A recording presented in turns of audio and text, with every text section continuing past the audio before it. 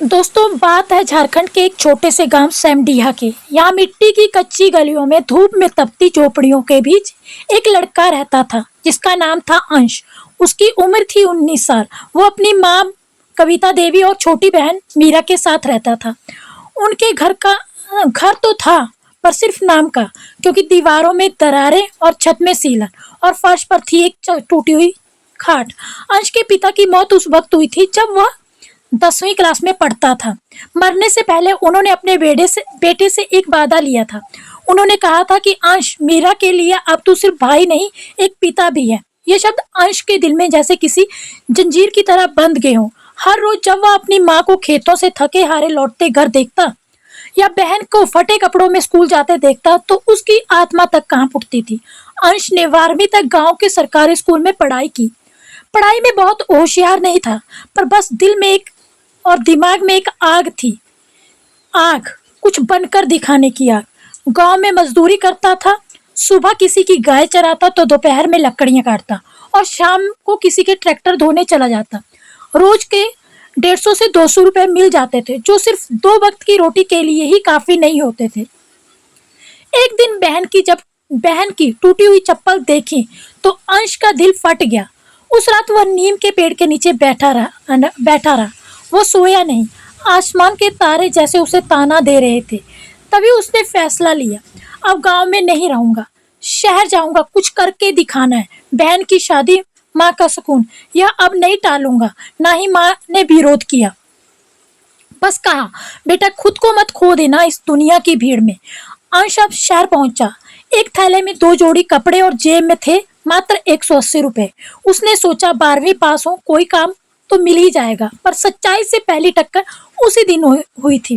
कोई नौकरी नहीं मिली, कोई पहचान नहीं थी। 3 दिन तक भूखे रहकर वो स्टेशन पर ही सोया रहा। फिर चौथे दिन एक ट्रक यूनियन के पास मजदूरों की भर्ती देखी। बिना सोचे समझे अंश ने बोरियां उठाने का काम पकड़ लिया। रोज के मिलने लगे 300 रुपए, मगर बदले में मिला पीठ पर छाले। काम करते करते उसकी पहचान एक बुजुर्ग ट्रक ड्राइवर मुरली काका से हुई। काका ने कहा, बेटा बोझ ढोने से पेट तो भरता है, पर सोच बदलने से जो है हमारी जिंदगी बदल जाती है। उन्होंने उसे बताया कि कैसे मंडी में छोटे छोटे कारोबारी बिना दुकान के सिर्फ चालाकी और मेहनत से लाखों रुपए कमा लेते हैं। अंश ने सोचा, क्यों ना मैं भी वही करूं। उसने अपने बचाए हुए 600 रुपए से टोकरी भर टमाटर खरीद लिए।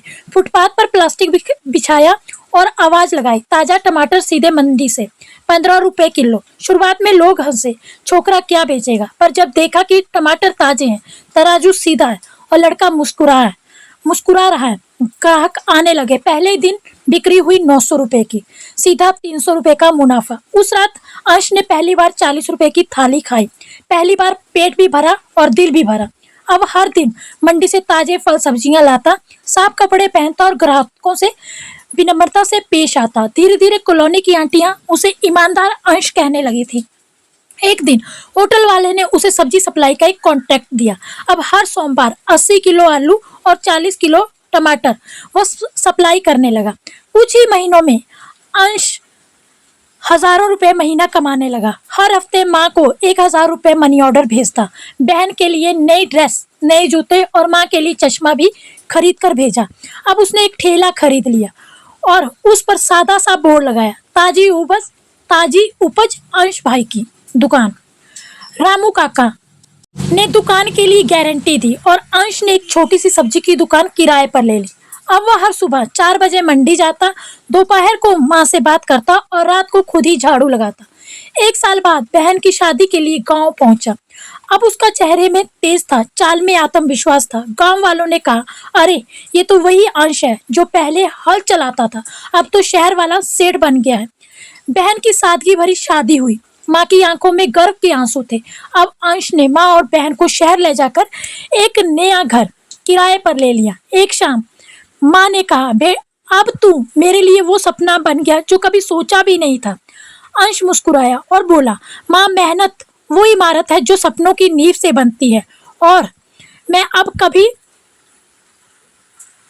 ढहने नहीं दूंगा इस इमारत को। अगर अंश की यही कहानी आपके दिल के छू गई हो तो इस वीडियो को लाइक करें, कमेंट करें और शेयर करें, क्योंकि हो सकता है कि आपकी वजह से कोई और भी हार मानने से पहले एक बार कोशिश करे। और हाँ, ऐसी कहानियों के लिए मेरे चैनल को सब्सक्राइब करें और बेल आइकन जरूर दबाएं ताकि अगली प्रेरणा से भरी हुई कहानी सबसे पहले आप तक पहुंच सके। फिर मिलूंगी, तब तक के लिए अपना ख्याल रखिएगा। धन्यवाद दोस्तों।